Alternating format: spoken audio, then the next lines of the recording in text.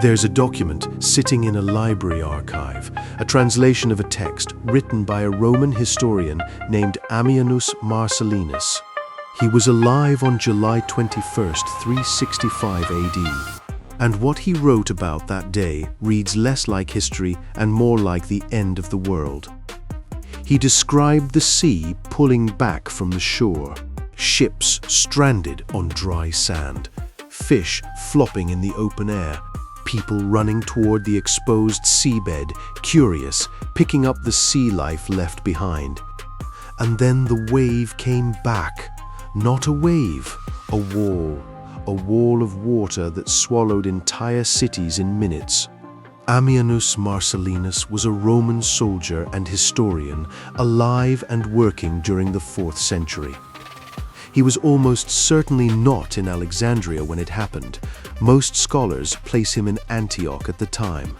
But he was a meticulous researcher, and he gathered accounts, testimonies, reports from across the Eastern Mediterranean.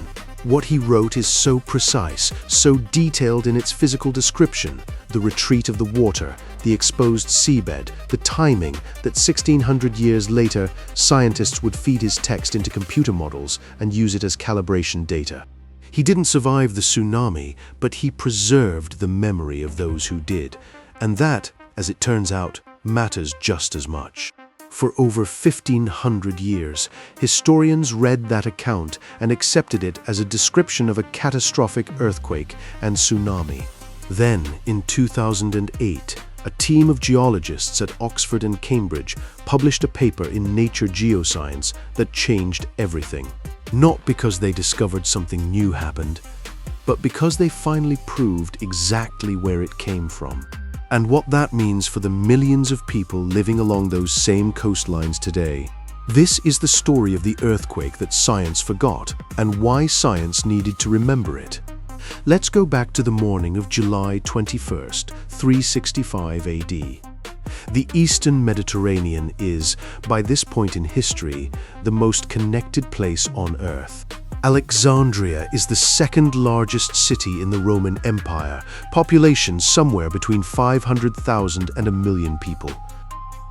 It sits at the edge of the Nile Delta, low-lying, dense, wealthy beyond almost any modern equivalent. The grain that feeds Rome flows through Alexandria's port. The knowledge that defines the ancient world is stored in its libraries.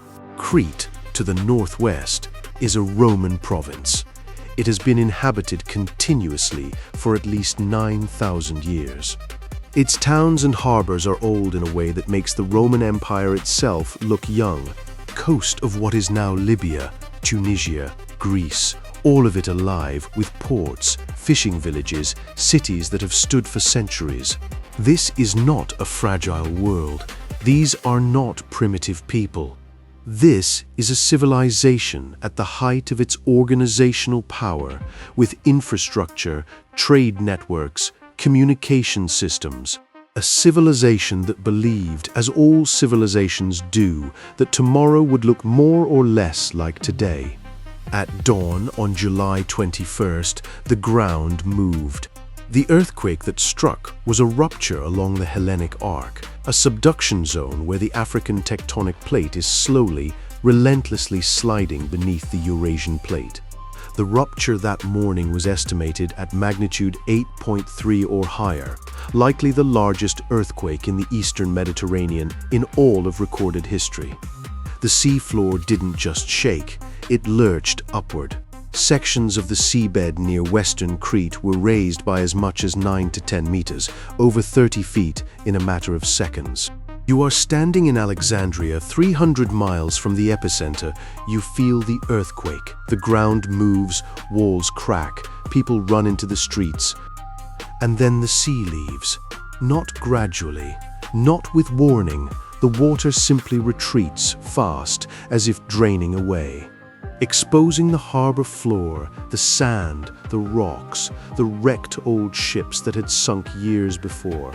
The harbor of Alexandria, one of the busiest in the ancient world, suddenly dry, because people walked out onto the exposed seabed.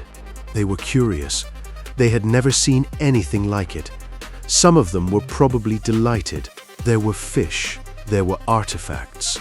There was the exposed world beneath the water that humans had never been meant to see. They did not know what a tsunami was.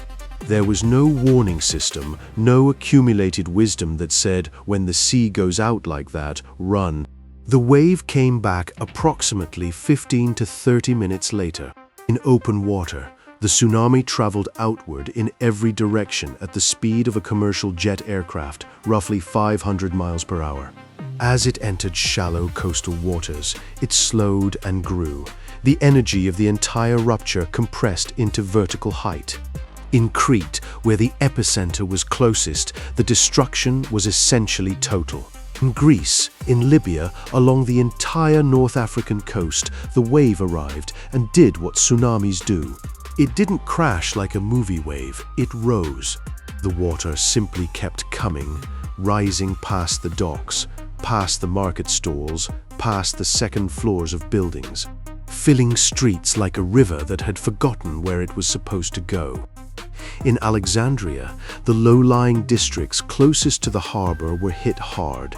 Ships were carried inland, deposited on rooftops. Sabratha, Lepsis Magna, Apollonia in modern Libya, ports that had stood for centuries, had their harbors destroyed or permanently altered. The archaeological destruction layer from that day is visible across dozens of sites from Greece to North Africa. Ancient sources speak of tens of thousands killed across the region.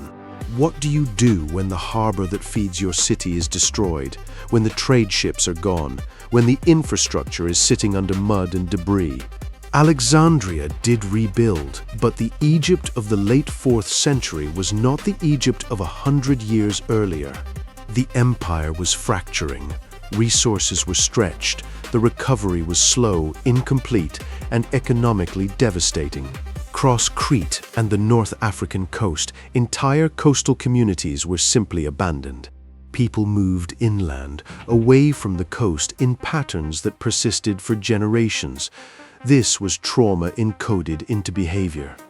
These were people who had lived on that coastline for thousands of years. Their identity, their economy, their entire way of life was organized around the sea. And after one morning in 365 AD, their descendants stopped living near it. Alexandria's port was the engine of grain distribution for the entire Western Roman Empire. When that port was severely damaged, the supply chain that kept Rome fed strained. The Roman state, already stretched thin by military pressure on multiple frontiers, now had to compensate for a disrupted food supply at the worst possible moment.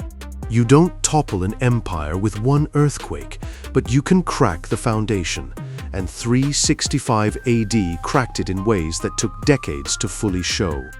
The Byzantine historian John of Antioch still describes the anniversary of July 21st as a day of mourning observed across the eastern Mediterranean every year. For a century, these weren't people who had moved on. They built the memory of that day into their calendar because forgetting felt like a betrayal of the dead. On the northwestern tip of Crete sits the ancient site of Phalasarna. In its prime, it was one of the most important naval harbors in the Aegean. Stone quays, fortification towers, an enclosed harbor carved from the coastline. Today, those ancient quays are sitting roughly 7 meters above sea level in a field, with no water anywhere near them. The earthquake of 365 AD lifted the entire western tip of Crete so dramatically that what had once been a working harbor was now dry land perched 30 feet above the waterline. A fossil shoreline, a notch carved by millennia of wave action, runs parallel to the cliffs of western Crete at a height that makes no sense unless you understand what happened that July morning. Phalasarna had actually been destroyed by Roman forces in 67 BC and had been largely abandoned for over 4 centuries before the earthquake. The destruction level from 365 AD sits on top of centuries of silence. Below it, the remnants of an ancient city. Above it, nothing. Just the rock, lifted out of the water, preserved in place, waiting for geologists to read it 1600 years later. For all its devastation, for all the written records, for all the physical evidence, the earthquake of 365 AD remained scientifically unresolved for over 1500 years. What they didn't have was a precise answer, exactly which fault produced a rupture of that magnitude on that specific day. Because the answer to that question determines whether it can happen again, and if it can happen again, when and where the wave would go. The lead work was done by researchers examining what the ground itself remembers. When a major seismic event occurs along a subduction zone, it doesn't just shake the surface, it deforms it. The land on one side of the fault goes up, the land on the other side goes down. The rocks and sediments along the coastline record this deformation in ways that persist for millennia. The western coast of Crete has ancient harbor structures, docks, breakwaters, port facilities that are now meters above sea level, not because the sea level dropped, because the land rose. 9 to 10 meters of permanent coastal uplift from a single earthquake sequence. That is what geologists call a megathrust event, a locked zone accumulating stress over not years or decades but centuries.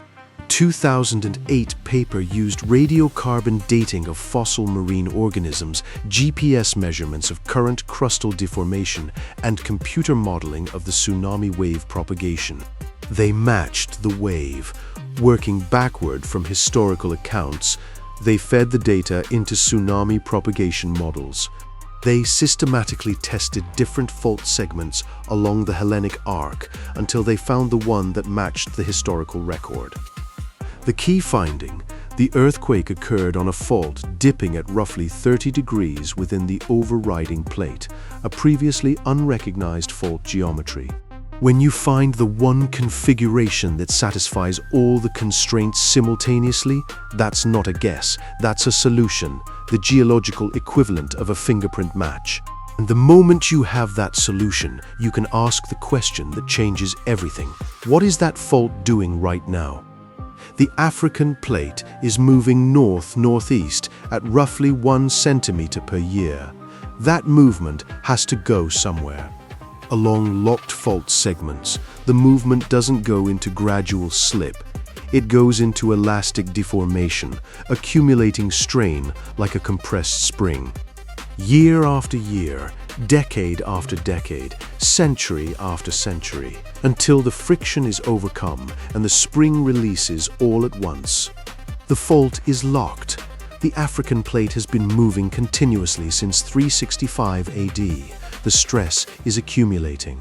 Geologists cannot predict earthquakes. We can identify where stress is accumulating. We cannot say when it will release. The recurrence interval for a major event along the Hellenic arc is estimated at roughly 800 years for the entire zone, or several thousand years for this specific segment alone. The last one was 1600 years ago. We are somewhere in a statistical window. What that means practically is not panic. What it means practically is preparation. The Mediterranean is home to approximately 500 million people. The entire rim of this sea is built on and around a geologically active system. Until 2008, the scientific community's understanding of the maximum credible tsunami threat in the eastern Mediterranean was based on incomplete data. Today, the earthquake of 365 AD is a primary reference point for Mediterranean tsunami hazard assessment, informing early warning systems, coastal zoning, and emergency planning across more than a dozen countries. Coastal municipalities in Greece and Italy have revised their tsunami inundation maps. Emergency planners in Egypt have updated evacuation routes for Alexandria's coastal districts. None of that existed in its current form before 2008, before a team of geologists decided to take an ancient account seriously and run the numbers. The people along the Mediterranean coast on July 21st, 365 AD, walked toward the retreating water out of curiosity, not stupidity. Curiosity. They had no framework for understanding what they were seeing. The knowledge that would have saved them didn't exist yet. The 2004 Indian Ocean tsunami killed 227,000 people.